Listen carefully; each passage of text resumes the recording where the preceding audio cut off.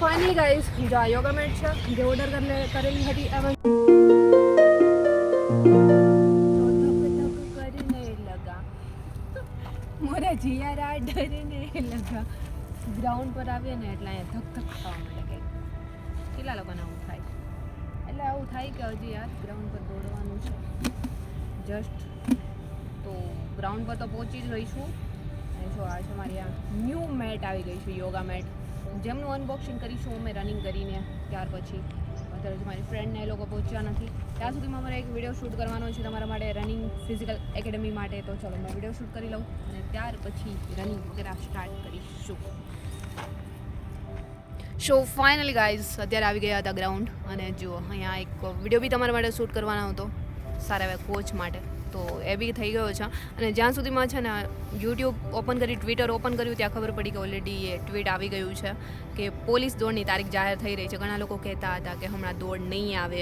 અને લેટ જશે અને ઘણા લોકો કહેતા હતા કે સ્ટાર્ટ થઈ જશે અને હા એક લોકો કોઈએ કહ્યું હતું કે 19 થી 21 તારીખે સ્ટાર્ટ થશે અને ખરેખર એવું જ બન્યું છે કે 21 તારીખ આવી ગઈ છે અને અમુક લોકો રાહ જોઈને બેઠા હતા કે પોલીસ દોડની તારીખ આવે પછી અમે લોકો દોડવાનું ચાલુ કરીએ તો હવે તો દોડની તારીખ બી આવી ગઈ છે હવે ગ્રાઉન્ડમાં ઉતરવાનું છે કે નહીં અને તૈયારી કરવાની છે કે નહીં ચલો કમેન્ટ્સ કરો અને કેટલા લોકોને ફાઇનલ ટાઈમિંગ આવી જાય છે અને કેટલા લોકોએ હજુ સ્ટાર્ટ જ નથી કર્યું ને હવે સ્ટાર્ટ કરવાના છે તો અમે લોકો બી હવે ડેટ આવી જ ગઈ છે તો ચલો ગ્રાઉન્ડમાં ઉતરશું એટલે અમારા બધા યોદ્ધાને તૈયાર કરીશું 21 તારીખ માટે અને જે લોકોએ પીએસઆઈમાં ભર્યું છે એમનો તો વહેલો જ વારો આવવાનો છે અને ત્યાર પછી પીએસઆઈ કોન્સ્ટેબલ અને લાસ્ટમાં હોય છે કોન્સ્ટેબલવાળાને તો હજી બી ટાઈમ મળી શકે છે બટ જસ્ટ પીએસઆઈ અને પીએસઆઈ કોન્સ્ટેબલ છે એમને તો એક વીક અંદર વારો આવવા લાગી જશે તો તમે પીએસઆઈમાં ફોર્મ ભર્યું છે યા ફિર પીએસઆઈ કોન્સ્ટેબલ યા ફિર કોન્સ્ટેબલ ચાલો કમેન્ટ સેક્શનમાં કમેન્ટ્સ કરો અને અમે લોકો અત્યારે જઈએ છીએ રનિંગ કરવા અને ત્યાર પછી મળીશું તમને સો ફાઇનલી ગાઈઝ અત્યારે ફૂલ બોડી સ્ટ્રેચ કરી અને રનિંગ સ્ટાર્ટ કરીશું બટ હા જે લોકોનું સપનું છે કે ખાખી જ પહેરવી છે વર્દી જોઈએ છે અને રીડિંગ તો થઈ જતું હોય છે એમાં કંઈ પ્રોબ્લેમ ન હોય કે યાદશક્તિ સારી હોય તો યાદ બી રહી જતું હોય પણ બોડીના કારણે ઘણીવાર કેવું હોય કે દોડી ન શકાતું હોય અને ઘણા તો એટલા પતલા લોકો હોય છે મેં જોયું છે છતાં પણ રનિંગ ન થઈ શકતું હોય ઘણા કહેતા હોય છે ને કે બોડી જેમનું ઓછું હોય ને એ લોકો આસાનીથી રનિંગ કમ્પ્લીટ કરી લે છે બટ એવું નથી હોતું તમારી અંદર કેટલી એનર્જી છે અને કેવું તમારું ફિટનેસ છે કે જે તમારું બોડીની અંદર જે કે તમે કેટલા ફિટ છો ઘણીવાર તમે પતલા પણ છો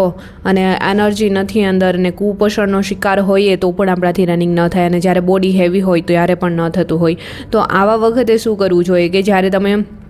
સ્ટાર્ટ જ ઘણા સમયથી કરી લીધું છે બટ હજી બી રનિંગ નથી થતું તો રનિંગની ડેટ તો ઓલરેડી આવી ગઈ છે હજી બી મને જેટલા પણ મેસેજ ને કોમેન્ટ્સ ને જે બી કોલ બી વગેરે આવે છે 12-13 મિનિટ થઈ જાય છે ગર્લ્સ છે તો બોયઝ છે તો 27-28 મિનિટ થાય છે તો બને ત્યાં સુધી એક ટાઈમ તમે રનિંગ કરો અને પ્રોપર વર્કઆઉટ કરો અને જે લોકોનો પ્રશ્ન છે કે 2 ટાઈમ કરવું જોઈએ કે નહીં તો જરૂર નથી બટ જો તમે બીજા ટાઈમ કરવા માગો છો તો ત્યારે નોર્મલ જોગિંગ કરો અને 2 ટાઈમ તમે ખેંચી લીધું ને તો ગ્રાઉન્ડ પર જઈને તમારી કોઈ પણ ડેટ આવે છે રનિંગની ત્યાં જઈને દોડાશે નહીં આ વસ્તુ યાદ રાખજો ત્યાં સુધીમાં તો ખુદ જ એટલા વીક થઈ ગયા હશો પગમાં પેઇન એટલા થતા હશે એટલે આવું ન કરવું જોઈએ અને પ્રોપર વર્કઆઉટ કરો બ્રીથિંગ પ્રોબ્લેમ બહુ વધારે થાય છે શ્વાસ વધારે ચડે છે તો ગોળવાળું લીંબુ શરબત પીવો આ એક સારો ઉપાય છે અને મેં હંમેશા કહું છું 8 દિવસ પીને જુઓ કેટલો ડિફરન્સ આવી જશે તમારા રનિંગમાં કેટલો ફેર પડી જશે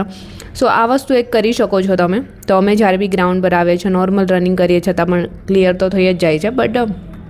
રનિંગ એ મારો શોખ છે એટલે એક્ઝામ આપવી ન આપવી છતાં પણ મેં તો રનિંગ કરતી જ હોઉં છું ફિટનેસ માટે છે મેરાથોન માટે છે તો મને બહુ વધારે શોખ છે રનિંગ કરવાનો કેમ કે ભગવાને આટલા ફિટ રાખ્યા છે તો ફિટનેસ માટે વર્કઆઉટ કરી શકીએ છીએ તો તમે પણ પોલીસ ભરતી માટે દોડી રહ્યા છો તો એક જ વાર દોડવાનું છે એમના માટે તો પ્રેક્ટિસ કરી રહ્યા છો તો ખુદને હિંમત આપો અને આગળ વધો પ્રેક્ટિસ કરતા રહો ને જ્યારે પણ જે પણ ડેટ આવે છે ત્યારે હિંમત કરીને એક જ દિવસ દોડવાનું છે આવું વિચારીને દોડી જવાનું છે થઈ જશે ગાઈસ જો આ યોગા મેટ છે જે ઓર્ડર કરેલી હતી એમેઝોનમાંથી તો ફાઇનલી આવી ગઈ છે આઈફોન તમારે એ લોકોએ ઓર્ડર કરવી હોય તો લિંક બ્લોગની અંદર આપેલી છે ત્યાંથી ઓર્ડર કરી શકો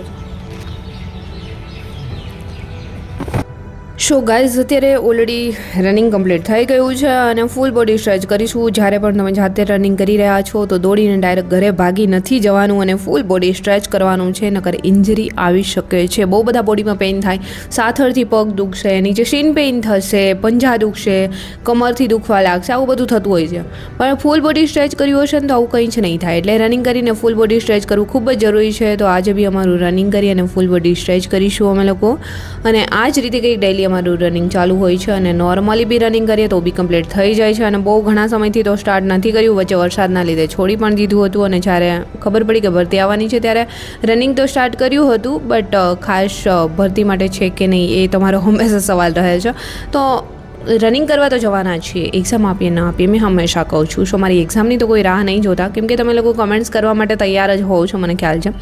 સો ચલો, આજનું રનિંગ વર્કઆઉટ થઈ ગયું છે ફિનિશ. અને જે લોકો ડેલી વ્લોગ જુએ છે, ડેલી સપોર્ટ કરે છે, એમને થેન્ક યુ સો મચ. અને અહીંયાથી રિટર્ન થઈને આવી ગયા છે હનુમાનજીના મંદિરે અને ત્યાંથી રિટર્ન થઈને આવી ગઈ છું મારું જમવાનું લેવા માટે. સો અહીંયા પુલાવ પાર્સલ કરાવીશ ને આજનો વ્લોગ કરીશ અહીંયા સમાપ્ત. જલ્દી મળીશું મારા ન્યૂ વ્લોગ સાથે. ત્યાં સુધી બધાને બાય એન્ડ ટેક કેર.